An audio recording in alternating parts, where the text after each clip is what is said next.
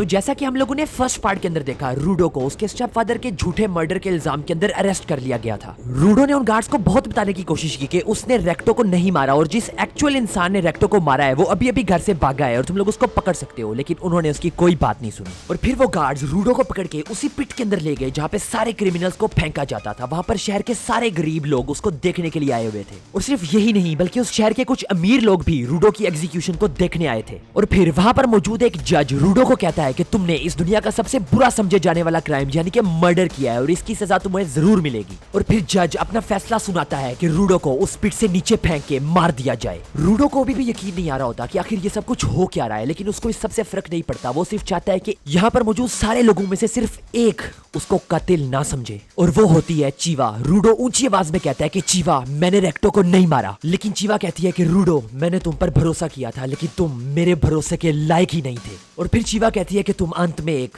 कातिल के बेटे ही निकले और उसकी दी हुई डॉल जमीन पर फेंक देती है। ये देखकर और सुनकर रूडो पूरी तरह से टूट जाता है। उसको इन सब लोगों पर और खासतौर पर चीवा पे बहुत गुस्सा आ रहा होता है। और फिर वो कहता है कि तुम सब लोग बेकार हो, तुम लोगों की कोई हैसियत नहीं है, तुम लोगों को कोई यहाँ पर कुछ भी नहीं समझता और मैं तुम लोगों से एक दिन जरूर बदला लूंगा। लेकिन फिर वो देखता है कि वहां पर उसके स्टेप फादर का कातिल भी मौजूद होता है, लेकिन उसको किसी को उस कातिल के बारे में बताने का मौका नहीं मिलता और उसको उस गड्ढे के अंदर फेंक दिया जाता है। और फिर काफी देर तक गिरते रहने के बाद रूडो आखिरकार बेहोश हो जाता है। और फिर जब उसकी आंख खुलती है तो वो देखता है कि उसके नीचे कूड़ा करकट का एक बहुत बड़ा ढेर लगा हुआ होता है। वो सोचता है कि आखिर वो अभी तक जिंदा कैसे है, उसको तो अब तक मर जाना चाहिए था। उस जगह पे हर तरफ कूड़े के बहुत ही बड़े बड़े ढेर होते हैं और वहां से बहुत ही बुरी स्मेल आ रही होती है। रूडो सोचता है कि आखिर वो कहाँ फंस चुका है, लेकिन तभी उसके ऊपर एक बहुत ही गहरा साया आ जाता है। जब वो मुड़ता है तो वो देखकर दंग रह जाता है कि वहां पर एक बहुत ही बड़ा कूड़े से बना हुआ खतरनाक मॉन्स्टर मौजूद होता है। उस मॉन्स्टर को देखकर रूडो पूरी तरह से दंग रह जाता है और वो कहता है कि मैं हमेशा सोचता होता था कि आखिर लोग सारी दुनिया का कूड़ा क्रिकेट और क्रिमिनल्स को इस पिट के अंदर क्यों फेंक देते हैं और किसी को भी परवाह नहीं होती थी कि आखिर उनके साथ उस पिट के अंदर क्या कुछ होता होगा। लेकिन फिर रूडो अपनी जान बचाने के लिए वहां से भागना शुरू कर देता है और वो जायंट मॉन्स्टर उसका पीछा कर रहा होता है। लेकिन फिर ये सिचुएशन और भी ज्यादा खराब हो जाती है क्योंकि वो मॉन्स्टर ऊंची सी रोर करता है और वहां पर और भी बहुत से मॉन्स्टर्स आ जाते हैं। वो सारे मॉन्स्टर्स रूडो के पीछे लग जाते हैं। रूडो बहुत ही तेजी से भाग रहा होता है, लेकिन ये सब कुछ फेल हो जाता है जब वो एक ट्रैप के अंदर फंस जाता है। वो सोचता है कि आखिर ये मॉन्स्टर्स क्या हैं और क्या ये वाकई में कूड़े से बने हुए हैं और आखिर ये चाहते क्या हैं।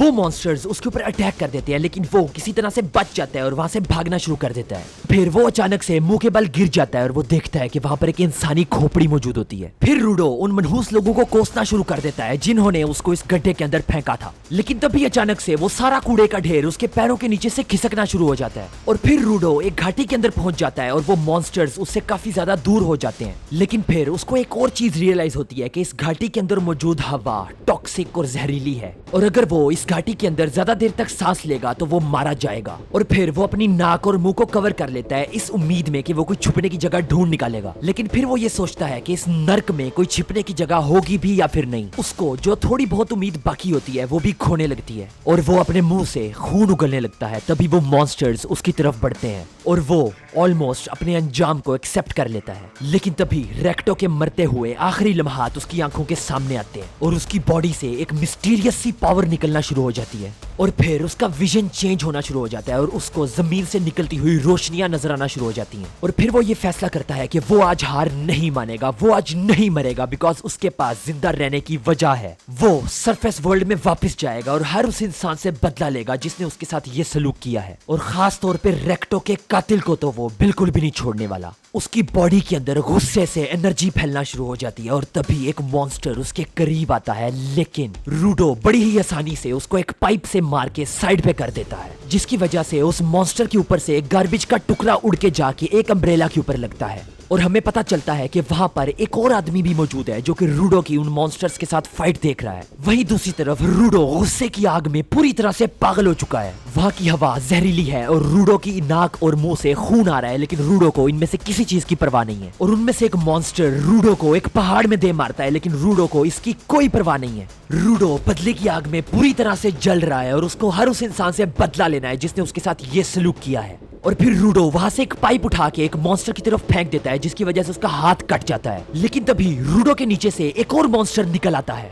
रूडो किसी तरह से उस मॉन्स्टर के जबड़े से बच के निकल आता है, लेकिन उस जहरीली हवा में सांस लेने की वजह से वो कमजोर हो चुका है और वो अपने मुंह से खून उगलना शुरू कर देता है और वो मॉन्स्टर्स उसकी तरफ बढ़ना शुरू कर देते हैं। लेकिन तभी उसके अंदर की मिस्टीरियस पावर एक दफा फिर से जाग जाती है और वो अपनी जगह पर चट्टान की तरह डट जाता है और वो दोनों मॉन्स्टर्स मिलके उसके ऊपर एक साथ अटैक कर देते हैं। लेकिन रूडो को इस अटैक से कुछ भी नहीं होता और वो एक मेटल शीट पकड़ के एक मॉन्स्टर के सर पे अटैक कर देता है और फिर वो वही मेटल शीट पकड़ के दूसरे मॉन्स्टर को दो हिस्सों में काट देता है, जिससे एक जोरदार धमाका होता है। लेकिन तभी एक बहुत ही बड़ा और भयंकर मॉन्स्टर उसकी तरफ बढ़ना शुरू कर देता है। रूडो उस मॉन्स्टर को देखकर वहां से भागना शुरू कर देता है, लेकिन वो मॉन्स्टर जमीन के ऊपर अपने पंजे मारता है, जिससे एक शॉक वेव बनती है जो कि रूडो को गिरा देती है। लेकिन रूडो जब अपनी आंखें खोलता है तो वो ये देखकर दंग रह जाता है कि वहां पर एक मास्क वाला अजीब सा आदमी मौजूद होता है। रूडो ये सोच रहा होता है कि आखिर ये आदमी कौन है और ये यहाँ पर कहां से आ गया। लेकिन तभी वो आदमी रूडो को उठा के लात मारता है और उसको आगे की तरफ फेंक देता है। रूडो मुंह से खून उगल रहा होता है, लेकिन वो लड़ने के लिए तैयार हो जाता है। लेकिन तभी वो आदमी उसके मुंह पर एक मास्क लगा देता है। रूडो अब पूरी तरह से कंफ्यूज हो जाता है और वो इस आदमी से पूछता है कि आखिर तुम कौन हो और यहाँ पर क्या कर रहे हो और वो मॉन्स्टर्स कहाँ से आए हैं।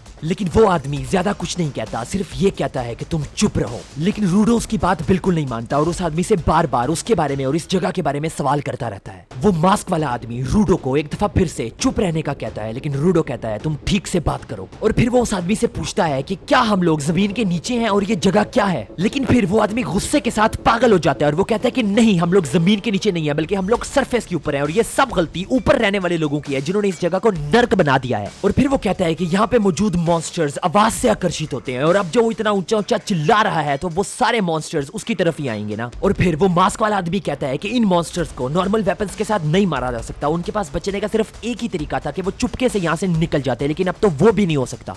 और फिर तब तक एक मॉन्स्टर उनके बिल्कुल पीछे आ जाता है और फिर वो मास्क वाला आदमी उस मॉन्स्टर से निपटने का फैसला करता है। उस आदमी के हाथ से एक अजीब सी एनर्जी निकलना शुरू हो जाती है जो कि उसकी अम्ब्रेला को एक मैजिकल वेपन में कन्वर्ट कर देती है।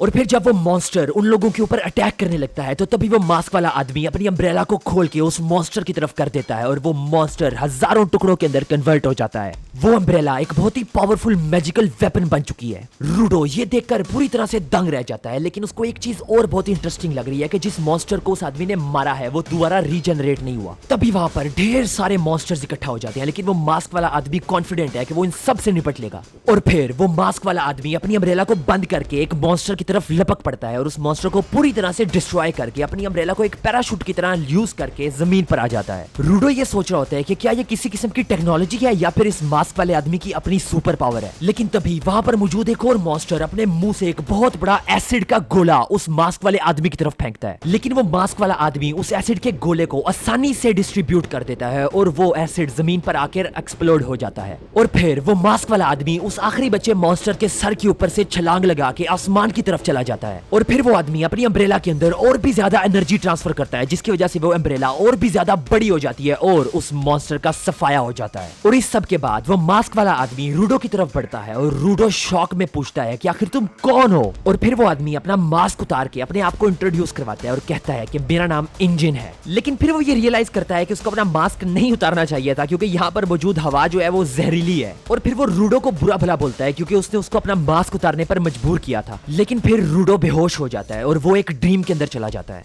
और ये ड्रीम उसके अडॉप्टेड फादर के साथ उसके बचपन की एक मेमोरी होती है, जिसमें वो एक दिन बाहर लड़कों से मार खाने के बाद घर आता है क्योंकि उसने उस लड़कों को कहा था कि हर चीज जिंदा होती है। और फिर वो अपने अडॉप्टेड फादर से पूछता है कि आपने जब मुझे बताया था कि अगर किसी भी चीज को एहतियात से प्यार से रखा जाए तो उसके अंदर एक रूह आ जाती है और वो चीज जिंदा हो जाती है, तो क्या ये सच था? और फिर रेक्टो उसको कहता है कि ये बात बिल्कुल सच नहीं है, ये सिर्फ एक पुरानी कहानी है जो कि पुराने वक्तों से चलती हुई आ रही है। लेकिन वो खुद पर्सनली इस बात में पूरा यकीन करता है। और फिर रूडो उससे पूछता है कि क्या हमारे घर में मौजूद हर चीज के अंदर एक सोल है, यहाँ तक कि मेरे ग्लव्स में भी? रेक्टो कहता है कि अगर तुम इन सब चीजों को प्यार से रखोगे तो एक दिन वाकई में इनके अंदर सोल आ जाएगी। और फिर रूडो अपने ड्रीम से उठ जाता है और वो देखता है कि इंजन उसको चेन्स के साथ बांध के घसीटता हुआ लेके जा रहा है। रूडो उसको बुरा भला बोलता है और कहता है कि प्लीज मुझे छोड़ दो, लेकिन इंजन उसको कहता है कि मैं तुम्हें एक महफूज जगह के ऊपर लेके जा रहा हूँ। रूडो कहता है कि मुझे किसी चीज की परवाह नहीं है, मुझे सिर्फ वापस जाकर अपना बदला लेना है। और जैसे ही इंजन उसकी बात सुनता है तो वो अपनी जगह पर वहीं रुक जाता है। इंजन उसको कहता है कि तुम इस जगह से आए हो, उस जगह के ऊपर वापस जाना बिल्कुल नामुमकिन है और कोई आज तक वापस नहीं जा सका। और फिर इंजन रूडो को फिर से घसीटना शुरू कर देता है और उसको कहता है कि वापस जाना तो पॉसिबल नहीं है, इसलिए तुम्हें अपनी इस नई जगह को अपने घर की तरह समझना चाहिए और इस चीज को एक्सेप्ट कर लेना चाहिए। रूडो हार मानने से इनकार कर देता है और वो कहता है कि मैं हर सूरत अपने घर वापस जाकर रहूंगा। रूडो कहता है कि तुम्हें वापस जाने का रास्ता पता है, लेकिन तुम मुझसे वो रास्ता छुपा रहे हो और तुम्हें मुझे सब कुछ बताना होगा, नहीं तो मैं फिर से चिल्लाना शुरू कर दूंगा और भी ज्यादा मॉन्स्टर्स आ जाएंगे। तो आखिर क्या है इस जगह की हकीकत और क्या रूडो यहाँ से निकल पाएगा? नेक्स्ट पार्ट में पता चलेगा।